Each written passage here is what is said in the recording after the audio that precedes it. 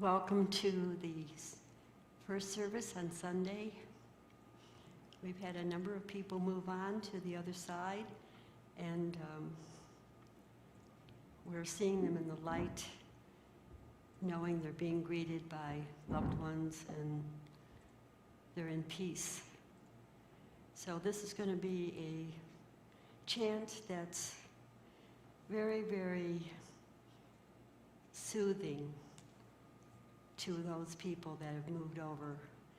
And so if you will sing with me and think of different people that you know that have moved on, as you're sending them all this peace and comfort and light. We are in a wonderful time at this time where we're engulfed in a peace, and many people are moving to the other side in this peaceful time of transition, and we have a chance to move the consciousness to a better, more compassionate way. And so if you chant, it helps you lift your consciousness and be one with this experience. I will sing the chant and then you repeat it.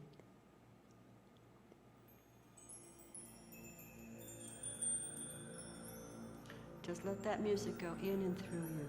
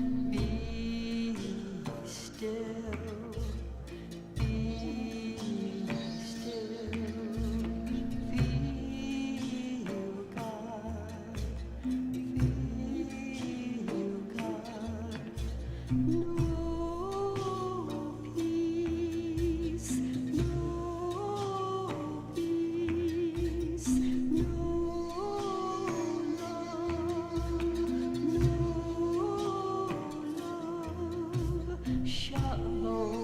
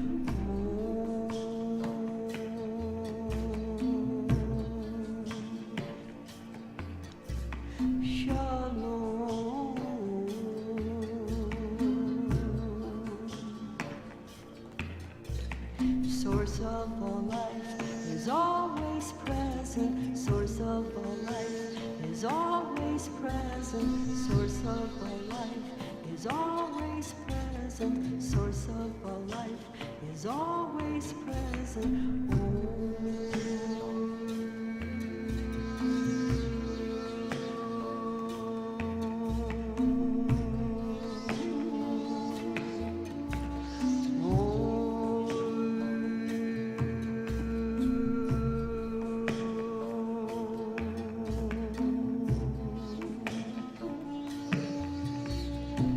Divine force is always present.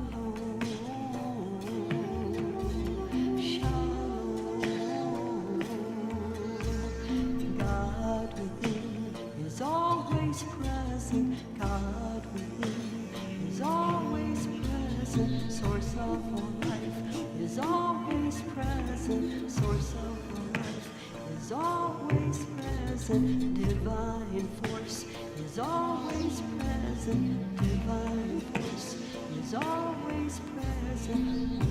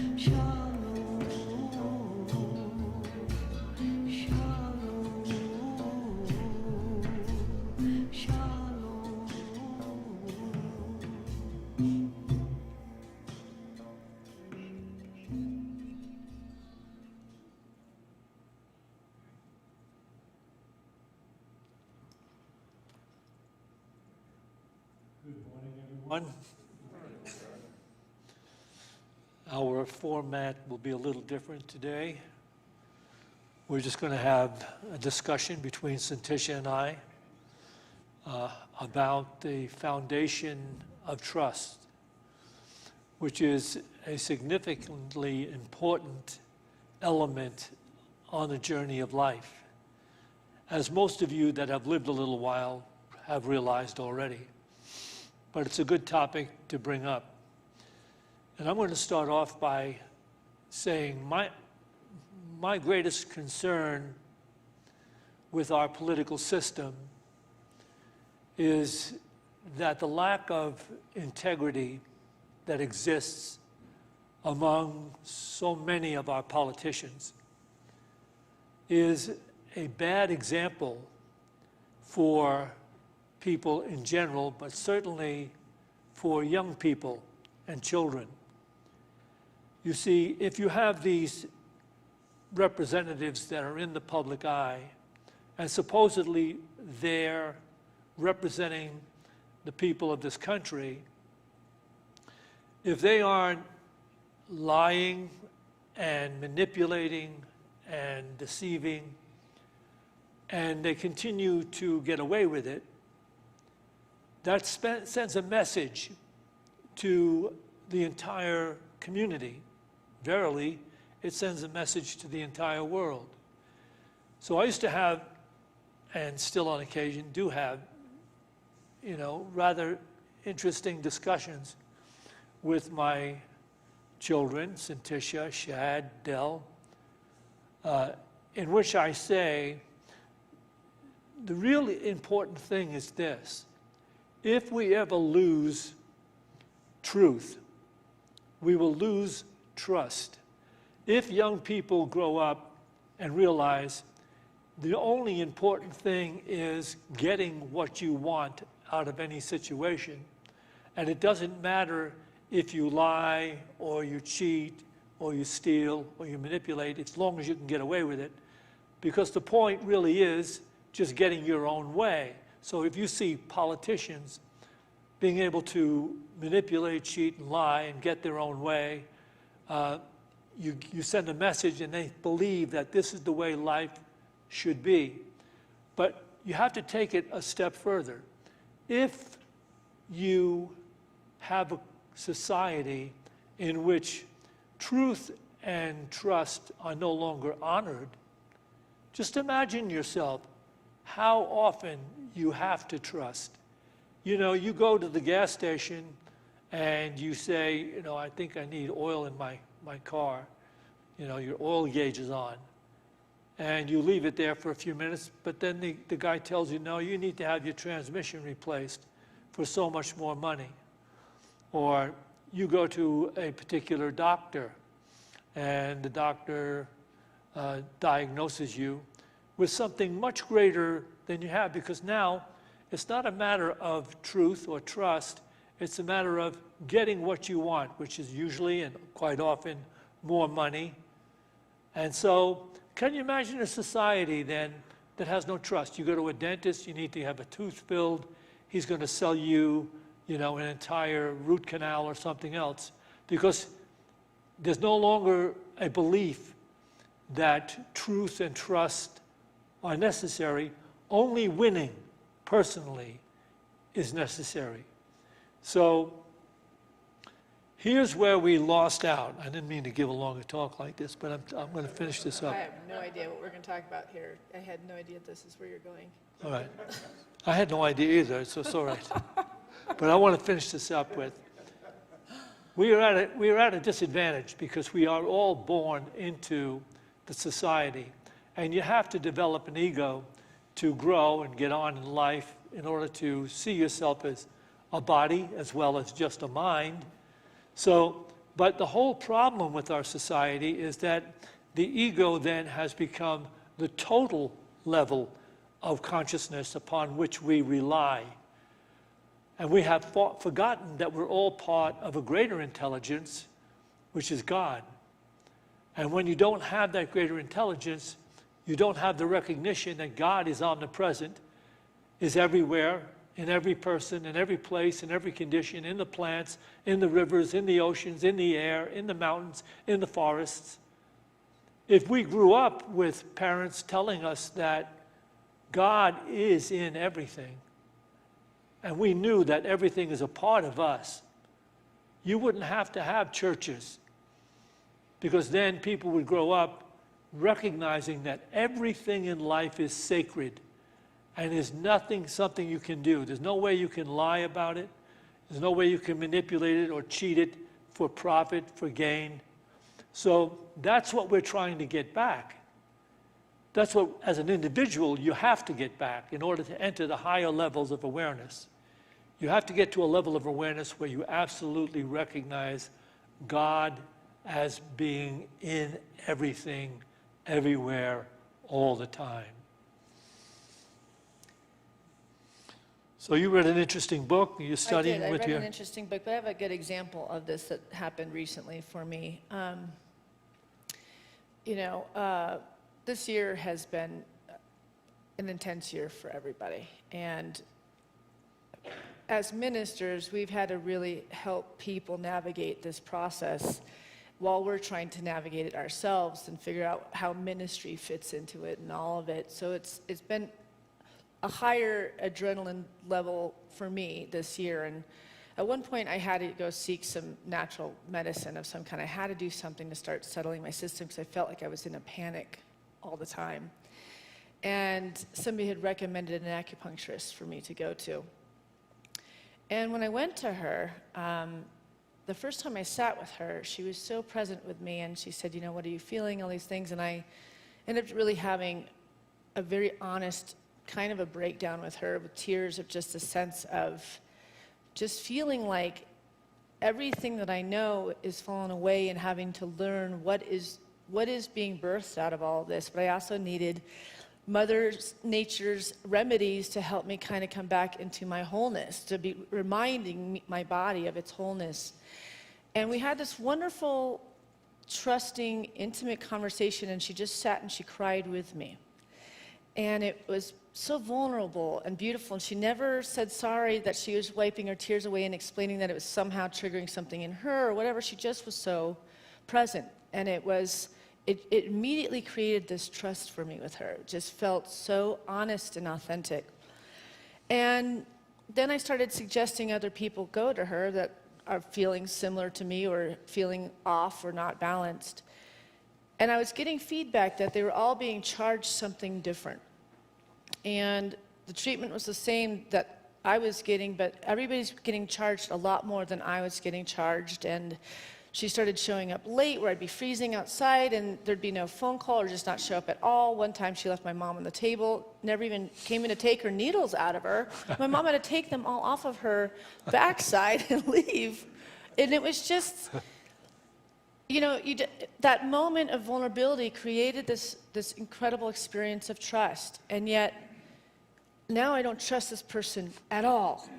And I needed that trust. I needed a place where I could go and lay down and have, that interaction, that healing interaction that I give to other people the time, and sometimes we have to fill our own glass. And now I had this experience of, I gave my heart, I shared my heart, and I don't believe that you're authentically doing this work to heal and help people if you're really gouging people financially, depending kind of on what they're wearing or something, and seeing that they might be wealthier than someone else, or I don't know what it was. But I've been in a place where I only want authentic, truthful people around me, and I think all of us do now. And like him talking about the political fever that we've been dealing with, and I don't really want to talk about politics today, but our spiritual communities are the place where we should be able to have that authentic truth, where we can share our heart and know that it's received and it's reciprocated with the same kind of authenticity. So I watched a wonderful lecture by Brene Brown, and the title of it is The Anatomy of Truth. It's about an 8-minute video that I would highly recommend watching. If you're having an experience where you're feeling like you would like to bring your relationships with your friends or with your partner to a level where what is truth, like breaking down what truth is, to create an honest dialogue for healing, for truth to be prevailed, for things to come out from underneath the rug, and finally be able to live our authentic selves. So she came up with an acronym called BRAVING. It's BRAVING. And she says, she was quoting Feltman, and he says, truth is choosing to make something important to you vulnerable to the actions of someone else. Truth is choosing to make something important to you vulnerable to the actions of someone else. And he also says, distrust is what I have shared with you that is important to me is not safe with you. Distrust is what I have shared with you that is important to me is not safe with you. Who's experienced distrust in relationships? You can put your hand up so we can see. This light's really bright, so it's hard to see. Yeah. Right? Right. And so I think we're really talking about truth and honor, you know, especially as a spiritual virtue. Right. You can't be walking around lying and being deceitful and consider yourself a spiritual light being that's sharing in this world. Because ultimately, at the core of our beings, we know when truth is being prevailed, especially if we're meditating people. We can feel it. We can be tricked for a minute or two, kind of like my first visit. I was tricked. I left feeling so high and thinking, wow, this is a really holy, beautiful being. And I'm not saying that she isn't beautiful and holy, but she didn't trick me for long. Something is still amiss in her development, in the work Right. that she's chosen to go into. So braving. One of the first words of braving, and one of the words she's referring to, is boundaries. So she says, you are clear about your own boundaries and you respect them. Therefore, you respect the boundaries of others. Right? So when people create a boundary that says, I am willing to give this much to whatever, we recognize that that's what they're willing to give and receive. There is no trust without boundaries. The R in braving is reliability. I can only trust you if you do what you say you are going to do. And not just once, it's a reliability. Every time you do what you say you're going to do. And you do it over and over again. This is how we learn to trust people. Because our foundations, we tend to have cuts that showed us that we can't trust life. And so I wanted to share something. I'm going to go down this list eventually, but I wanted to read this piece that I read a few weeks ago at the second service. And this is from the book, The Wild Edge of Sorrow. And Francis Weller wrote this, which is a man. And it's funny because we're using this book in the women's group. And Francis can be a female's name. And this book sounds like a woman wrote it because it's so emotional. I wouldn't beautiful. trust it. So he kept referring to her, but he's very connected to his feminine side. So let's just go there, okay? He writes, I remember vividly my experience in Malidoma Soma's village of Dano in Africa. I felt pangs of envy when every night near dusk people would gather in the common area and share their day. This is when we have happy hour in our culture, drinks at half price. Perhaps this is how we anesthetize ourselves. In Dino, there was food and millet beer, stories, laughter, and tears. It was thick with a feeling of welcome. Children were there as well, weaving in and out of conversations, playing until they lay down and drifted into sleep. Filled with the sounds of their families and community, was lapped in their ears like waves on a beach. They were not segregated from the world of the adults. If a child was hungry and was nursing, any mother with milk offered her breast to the child. It took me days to figure out who exactly was the child of whom. Imagine how profoundly that would impact us if we knew that we were welcome in any home and could find sustenance at any fire. This has a lasting effect on the psyche. The children I met were generally happy, engaged, and curious, and they displayed a certain confidence. They knew they were a welcomed part of the village. It was clear to me that what we long for and what we need is the fulfillment of this primary satisfaction. The nightly ritual was in stark contrast to Western culture. We tend to spend our nights separated from one another. Our storyteller is the television or the internet. and children are hustled off to bed to follow some regimented idea of bedtime. After all, they have schedules to follow. We often go entire days with only the barest connections with one another, with the earth, with ourselves. We are busy people. What I felt in the people of Dano was a deep sense that they knew their worth and their welcome. These two things are extensions of one another, worth and welcome. There wasn't any anxiety of whether someone was good enough to be let inside the circle. This was a given. And don't hear this as some altruistic practice. The generation of healthy and contented people was a necessity for the sustainability of the village. Everyone was needed, therefore their well-being was essential.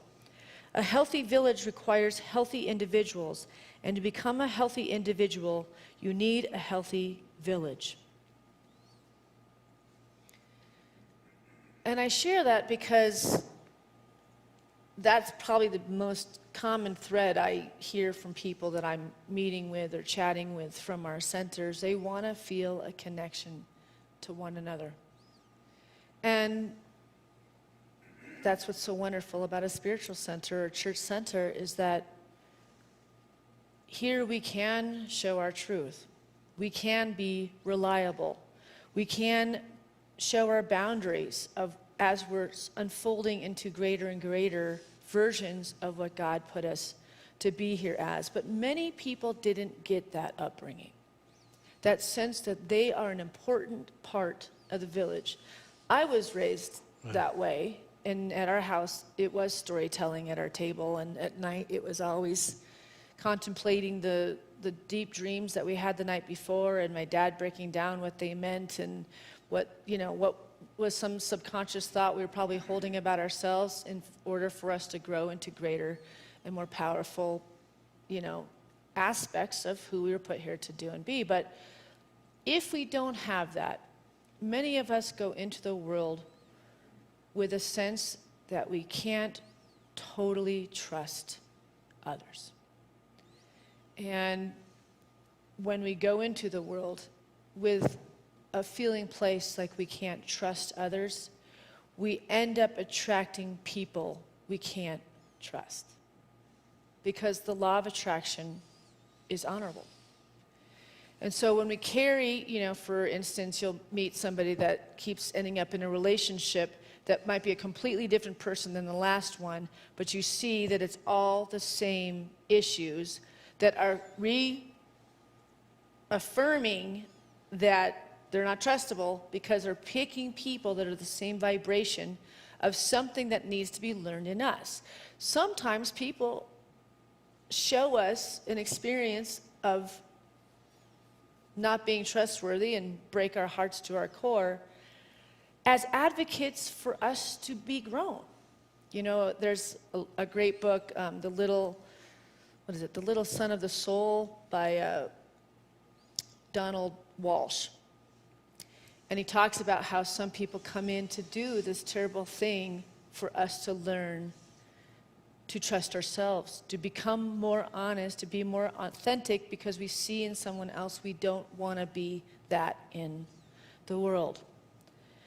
So we have boundaries, reliability, and the next one is accountability. If you make a mistake, you are willing to own it, apologize for it, and make amends.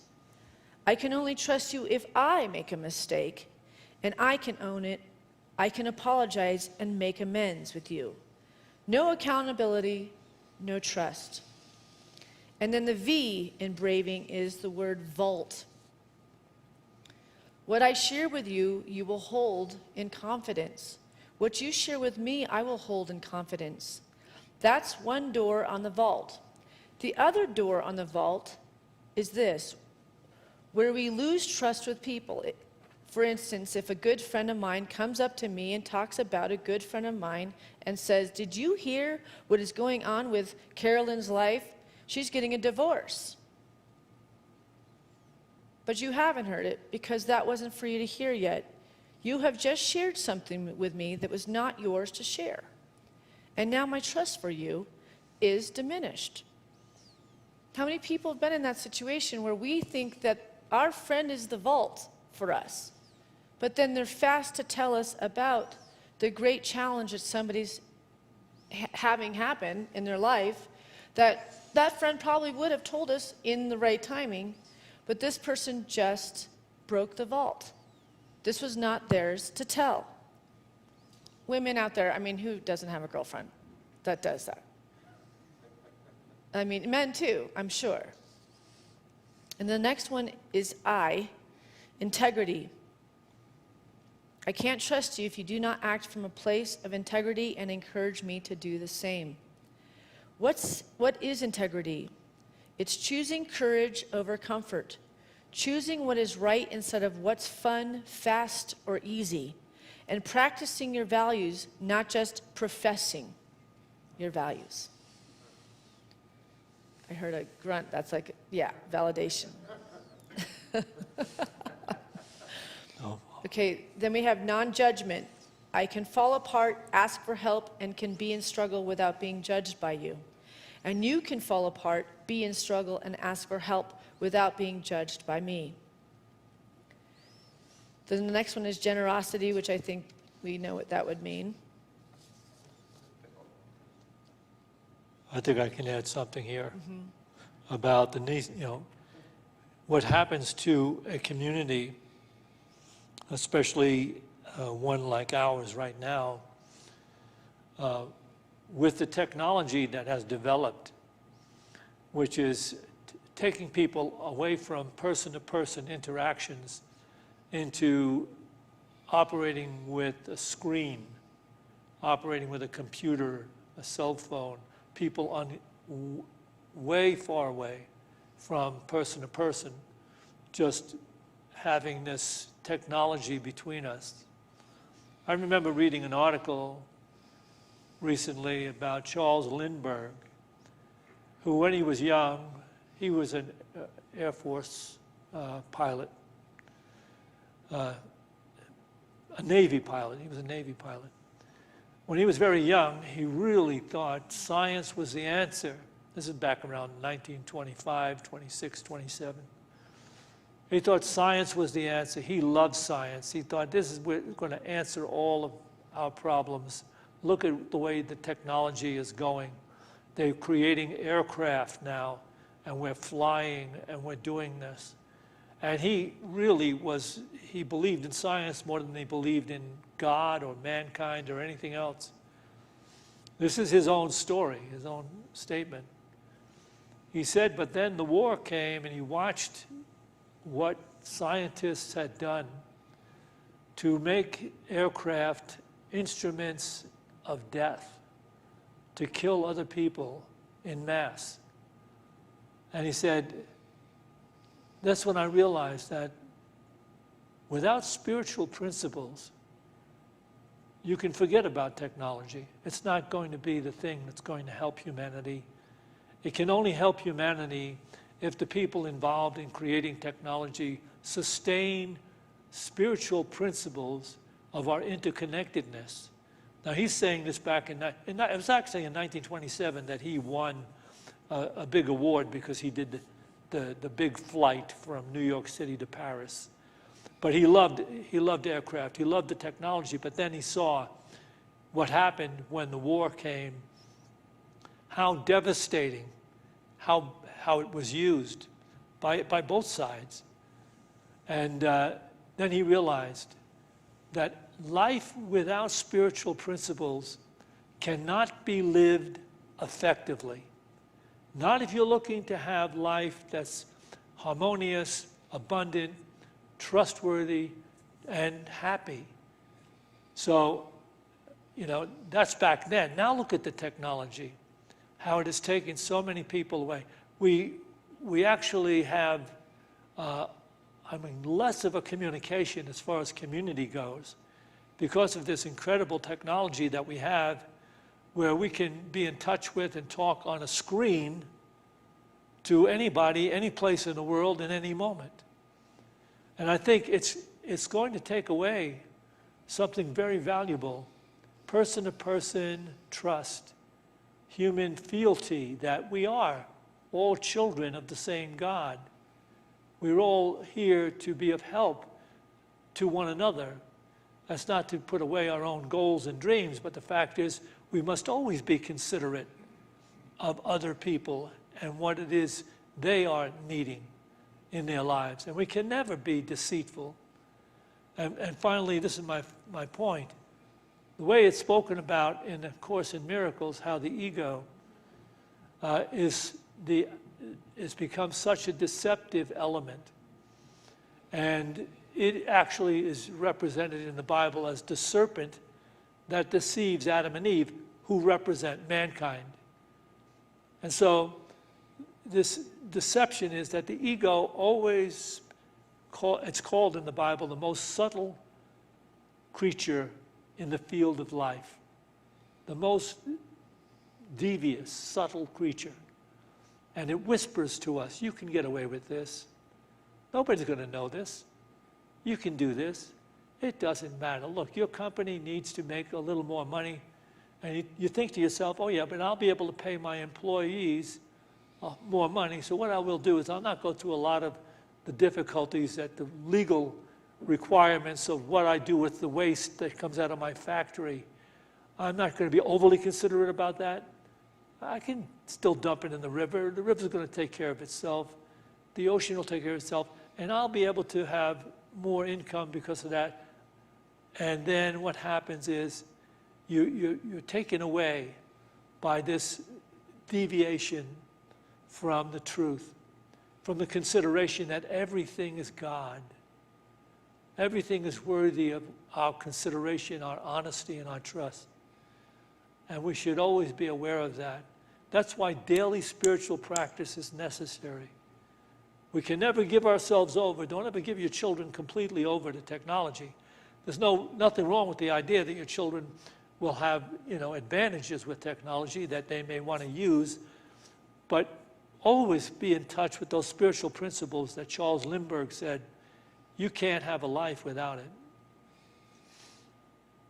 Yeah, so this week, Jack and I, why we're really doing this banter is we really didn't have time to write a sermon because we lost two of the heart beings that make up unity. We lost Dennis Drake, who was in our choir in our church for 32 years.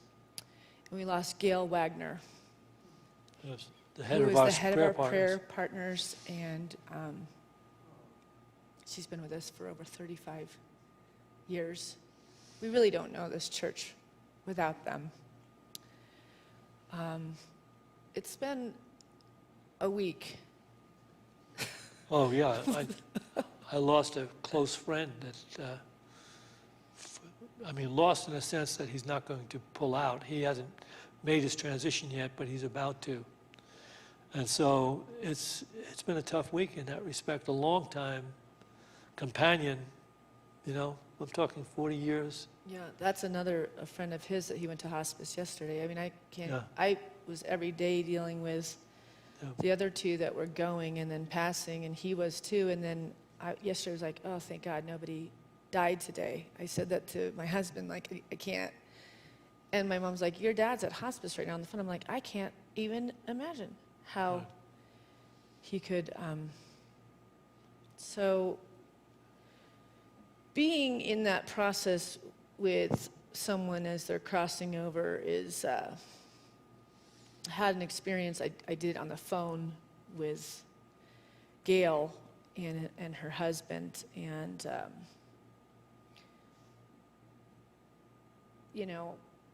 we've been at many passings of people.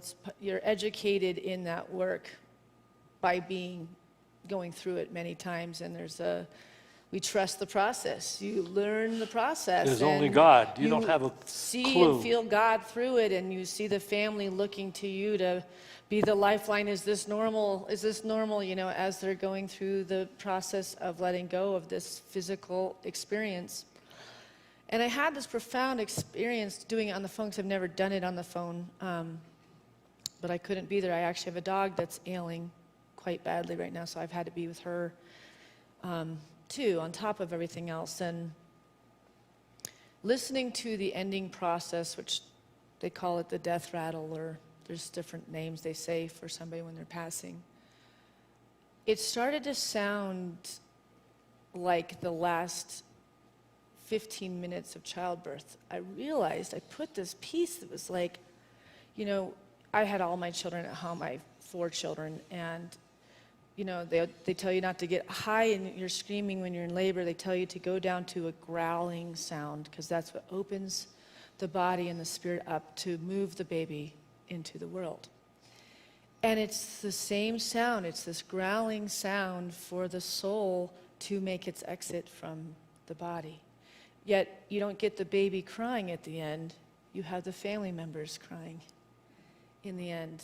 And not one or the other is more beautiful, and yet we in the Western culture find that the birth of the child is the beautiful one, and the death is the one we try to avoid the most. And yet there's this synergy between both, that when you do the work that we do, there's beauty in everything. And I was so lifted after that experience. I couldn't go to sleep when she finally took her last breath. I was just in this altered, holy place of being the midwife for God.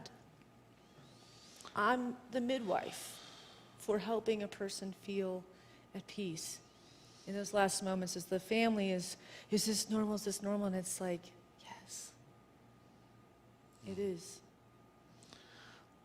Well, And I trust it because I've been through it, and now they can look to me to trust me to help them understand that they'll have many more times that they'll also get to that trust.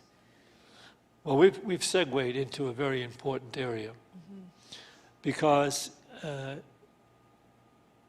in our Western culture, people have a complete misunderstanding of death, and I think a lot of it comes through limited ideas that are shared with people, even from religion and from science and things like that.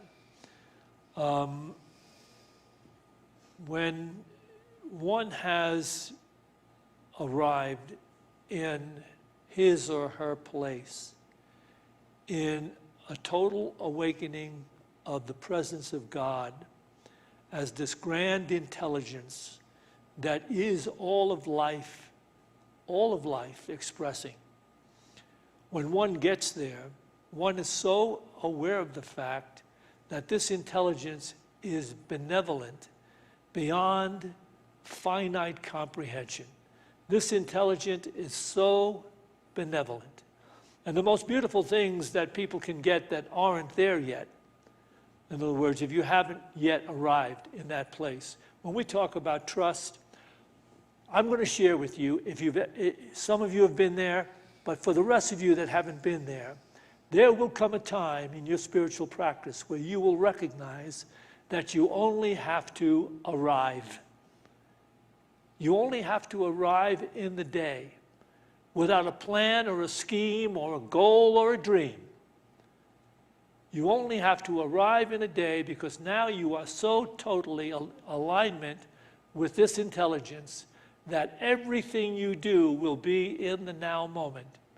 You'll be there for whatever the now moment is presenting. You'll be doing whatever it is this divine intelligence is guiding you to do, and you'll have no fear, no concerns about whether you're going to make enough money, whether you're going to be healthy enough. All of that will be gone.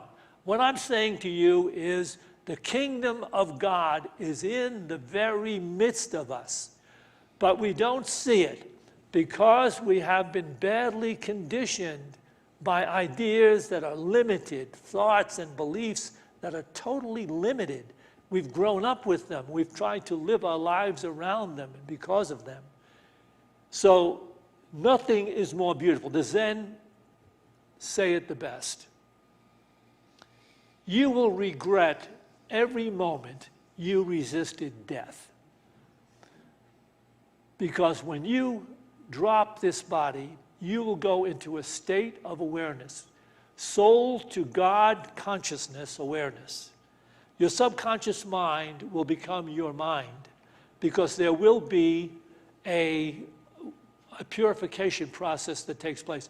It's not complete purification. What it is a recognition of the life you have lived. Some people say before that they're in a precarious situation and they're facing death, they say, my whole life went raced before me. When we pass on, and this is according to the greatest psychic that ever lived or was documented, your subconscious mind then becomes very much an accessed part of soul awareness. So while you're aware of God and soul and light and love and being nurtured and being, you're able to reflect upon the things you have done in your life. And it's at that point that you may even make some decisions about the kind of limitations that you want to face and get through in your next life. So that you might incarnate with the idea that I really need to learn patience, or I really need to learn compassion, or I really need to learn truth, or I really need to learn something. But you have that for you. But there's nothing more beautiful, more incredible. In fact, it's been said this way: the most incredible 5 minutes of your life will be the first 5 minutes after you drop this body. This has held you to a limited view of relation. That's why we're here, by the way, whether you know it or not. You're incarnating because in a physical body, you can have feedback. In other words, you can have feedback on your thoughts and your actions. So if you're awake in life, you'll begin to see that your thoughts and actions come from what you deeply believe and how you carry on your life. And you'll also see it being outpictured in your experience. No two people are having the same experiences because their consciousness is determining the kinds of people, situations, and conditions they're meeting. And they're able to reflect upon it and finally come to the realization that maybe the way I think about these people or that type of person or that condition, or this job, maybe that could be improved. Maybe I could trust more. Maybe I could trust the people I work with more. And I wouldn't have this feeling that I'm being really put upon, that there's so much more for me to do than they do. Trust me, friends. This intelligence has it all figured out for you, has been aware of you, knows when a sparrow falls from a bough, has the hairs on your heads numbered. I know we can't finite, or from our limited point of view, understand God. But with a little bit of faith, you'll come to understand you are in a benevolent life plan that's going to bring you into opportunities to expand your soul awareness. All right, I think I really got off on that. All you have to do is trust that. Right? He said, That's right. We literally can create heaven in the very midst of us. But you have to believe it to see it. If you're always fighting and you're always questioning, that looked like it was of God, but I don't know if it's of God. You're always questioning the outcomes, even when the miracles happen or even the difficult things happen. It's all God, because it's all a teacher. The human experience is a school. And the more and more we stop grasping and trying to collect information about things that would be broken in us, instead of finding what is whole in us, and accepting that all these things that are happening are reflections, like he said, of the very consciousness we're holding and harboring about self. Because many of us came into the world with this fragmented aspect of being because we weren't raised in a village that reflected that you are worthy and perfect and needed. Right. So if we knew that we were worthy, perfect, needed, made in the image and likeness of God, and we trust that, then we wake up every day, we feel good because we feel God. When I went through the ministerial program,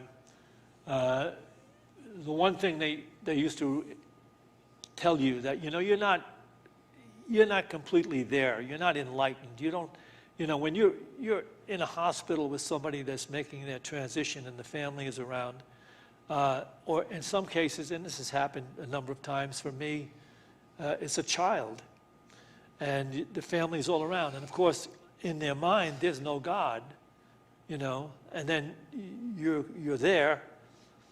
And what they advise you to realize is that you only show up. I've always used that thought in my mind. You show up because these are people who are in need and help. You don't have wisdom to share with them. You can't say anything that's going to take away the pain that they're going through. But the fact that you're there, and sometimes even while you're there, somebody will shout at you or blame you or, carry on. But you're there to let that happen in whatever ways they are. So you're showing up and you're allowing God. If there's any words, then God will bring them through. And you're there to pray, and you're there to try to give people some form of solace and understanding, though at that time it's not likely that they're going to be, feeling better about it. But now, when you are in the ministry of life, and that's what everybody here is, you are in the ministry of life. At some point, you will realize you only have to show up. In other words, don't show up with your head filled with things that you've got to get done and stuff like that.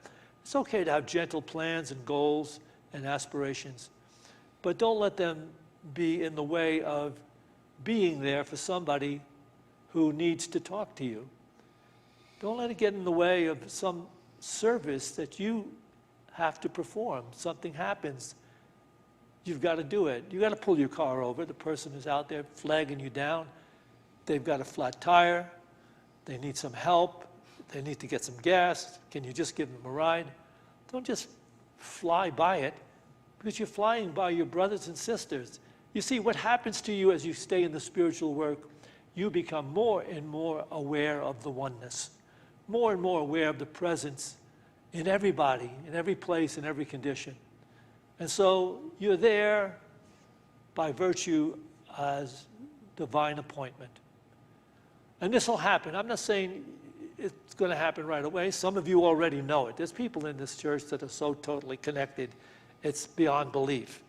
And there are others that are still working their journey. But when you work your journey enough, what happens is, and it's not easy, let me tell you what comes along with this. You will start to feel more for others. In other words, your empathy will grow as you become more God conscious. There'll be times when you'll just read something in a newspaper and start crying, because that's your brother and sister out there going through that. But you will find such joy and beauty in the surrender to that moment-to-moment trust in God. I think we'll conclude it there. Okay. We got a video that you can We did take an offering connect to. first. We'll take an offering.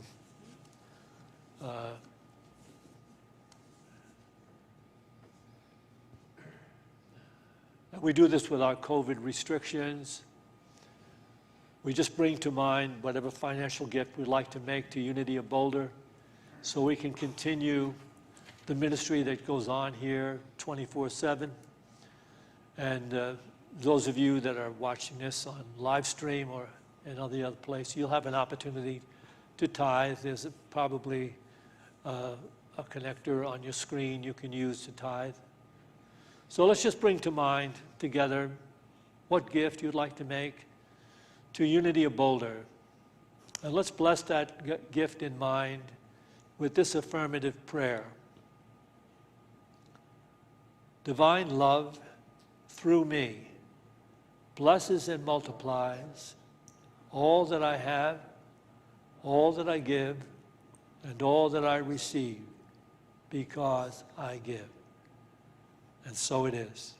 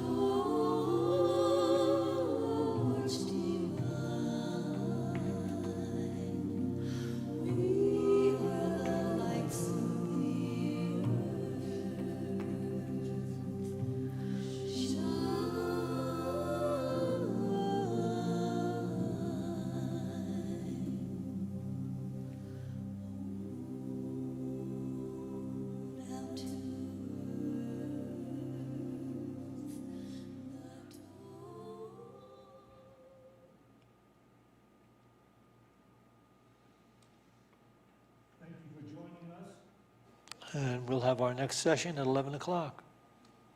Have a beautiful day.